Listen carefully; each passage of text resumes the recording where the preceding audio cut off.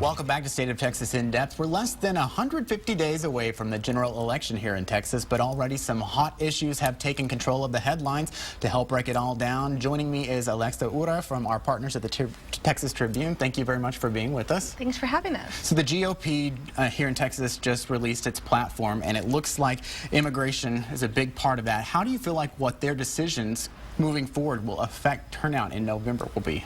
Yeah, well, you know, at a time when a lot of voters are calling for comprehensive immigration reform, the Republican Party of Texas voted to strip a guest worker program language from its platform and a provisional visa program that had been proposed as a substitution for that for a more hardline stance on immigration, a stance that doesn't call for in-state tuition and instead wants to end that for undocumented immigrants, and a stance that is against sanctuary cities, has no sort of guest worker program in it. So, you know, going into the November elections, it's sort of at a time when we have a divide within the Republican Party in terms of Tea Party Republicans wanting more of a hardline stance, and, you know, other supporters of this sort of guest worker platform worried about how they'll be able to reach out to Hispanic voters going into this election. Does this hurt or help Wendy Davis and Leticia Vandeputte in the long run?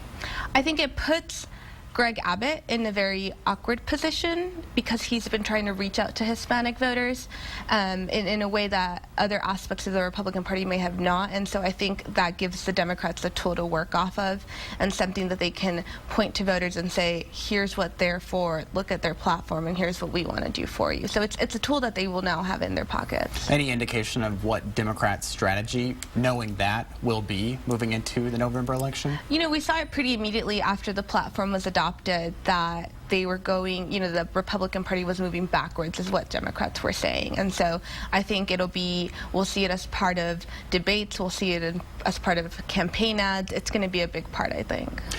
Vandeputte, being a Latina, do you feel like this will play into her? What are her chances of winning after something like this? Right. So it's been said that for her to be successful in November, she's really going to depend on that Hispanic vote and mobilizing those voters. And, you know, this gives her a way to distinguish herself even further from her opponent, Dan Patrick, who is in support of this hardline stance on immigration. Now, I want to go back to Wendy Davis. Her campaign manager recently said she was leaving. Representative Chris Turner, who has helped run campaigns in the past, he's stepping forward and going to take that role. What does this all mean for the shakeup of Davis' campaign?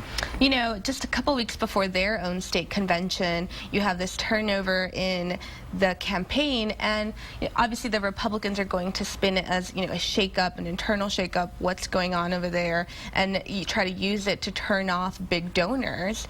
But I think moving forward, they're going to try to push this as, you know, we're hiring a Texan. This is someone who gets the state politics, someone who has been running congressional campaigns for Democrats in very Republican districts. He ran Chet Edwards' congressional campaigns, and so, you know, they're going to push that he has the Rolodex, he has the context, and he has the experience. But with Battleground and, you know, a lot of the money and the support for Democrats and for Wendy Davis coming from outside of Texas, do you feel like this will help or hurt her monetary donations? You know, Karen Johansson, the former campaign manager, was well known on the national level, and so I think, you know, maybe they'll be apprehensive, but I don't know how much it'll actually hurt her in the long run.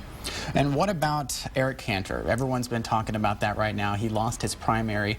Obviously, it seems like immigration reform seems a lot less likely now that he is not going to be in office anymore. Right, right. Yes, you know, there's shakeups on the national level, and again, when people are calling for comprehensive immigration reform, it might be sort of in a standstill for now. And, you know, there's Republicans sort of stepping up, trying to take his position from him, two of them from Texas, including Pete Sessions.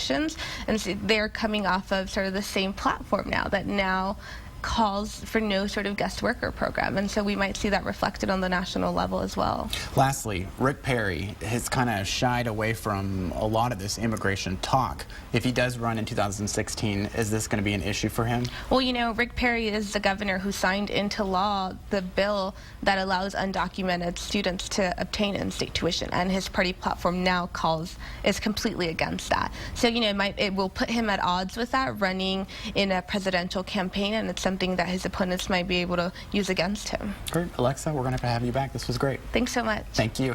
And thank you for joining us for State of Texas In Depth. Join us each Sunday morning at 8:30. NBC's Meet the Press is coming up in just a few minutes.